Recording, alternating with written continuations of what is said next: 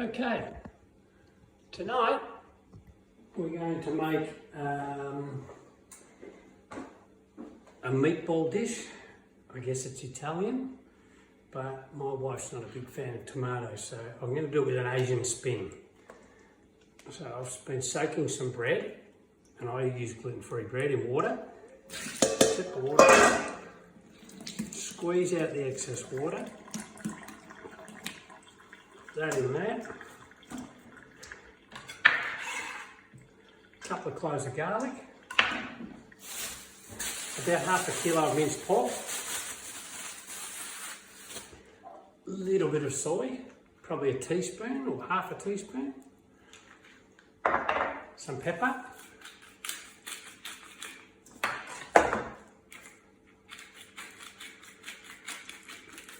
And salt. And then we just mix this together. Now, when you're mixing mince up, you don't want to spin it because all you do is you spin the fat to the outside. And the fat is what gives it the flavour and makes it tender as well. So by adding the bread, we're going to make the meat a lot softer. I don't put egg in because when you cook an egg and you cook it well done, it goes tough. So if you're going to put it into a burger mix, guess what's going to happen? It's going to go tough. So that's why I just use some bread, which helps bind it together.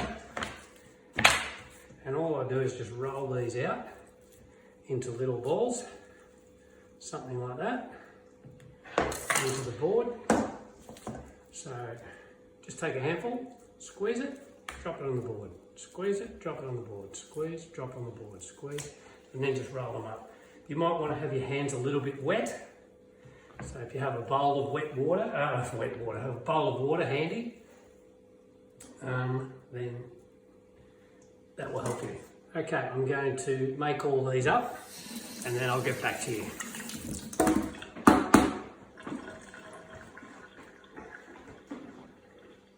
Okay, so I've rolled up all those little meatballs, and the frying pan's on with oil in it, some grapeseed oil. So we're just going to pop them in there, brown them up.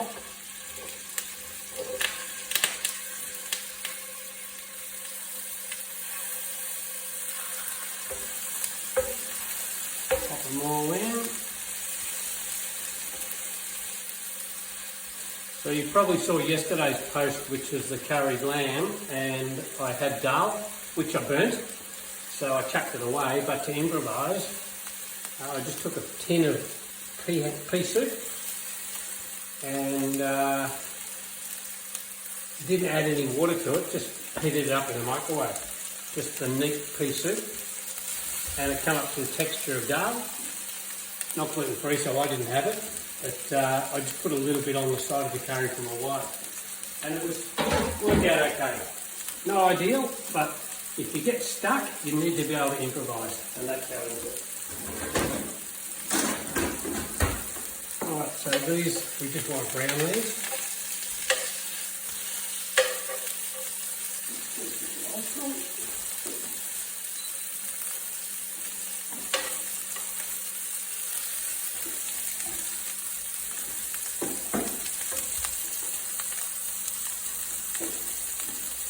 So that'll be a few minutes before I can turn them over, and we'll come back. Okay, so while the meatballs are browning off, we prepare our vegetables. So I'm going to put some eggplant, about half. This way we get our veggies and everything all in the one go. So you don't have to worry about doing vegetables. I'm just going to serve all this on rice. So I'm going to cut these up into small dice. This will become our sauce as well. So half an eggplant,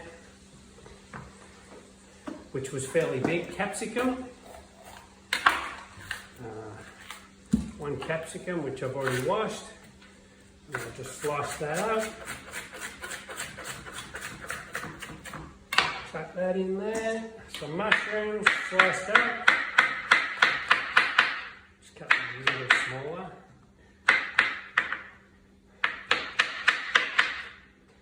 This is really simple. We just put basically everything together.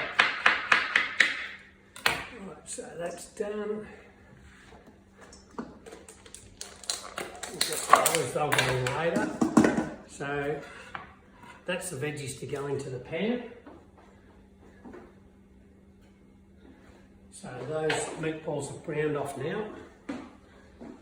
Alright, so they're browned off. So I'm going to add the vegetables. Pop all them in. Get the shaker in. And then we're going to add our sauce, which is this chilli.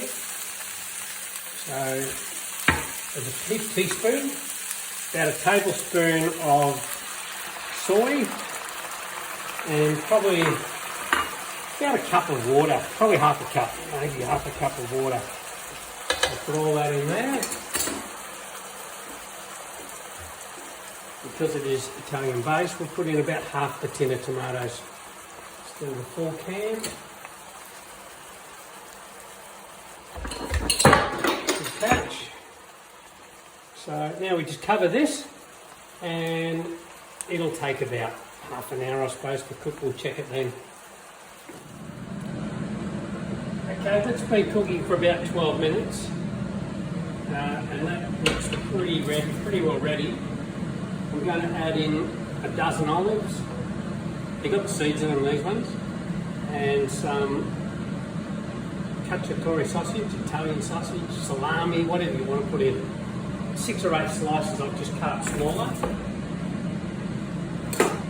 I'm going to give that another 5 minutes, and then I'll thicken this slightly with potato starch, and it's ready to rock and roll. So we'll come back when that's ready. Alright, those olives and salami have been in there for a few minutes now, so they've heated up. Don't put the olives in too early because they become bitter. A little bit of potato starch and water. We just want to make it slightly thick, so it coats the rice or pasta or whatever you're going to put it with nicely. So that looks really good. The other thing too is you need to add water as this dish cooks along, otherwise it'll just go dry and boil dry and burn. So I've been adding water as I've gone along. That sauce looks pretty good. Drop more. Following that temperature.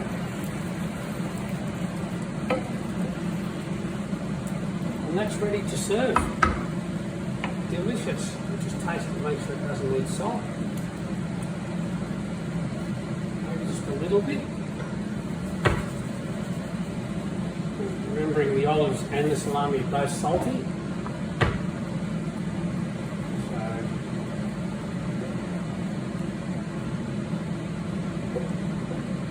So what you can do, just before you serve this, you can drizzle olive oil over it as well, and that'll be fantastic. Alright, we'll get back when we're dishing up. Okay, so it's ready. We'll serve it up on a bit of steamed rice. And look at that. Oh, delicious.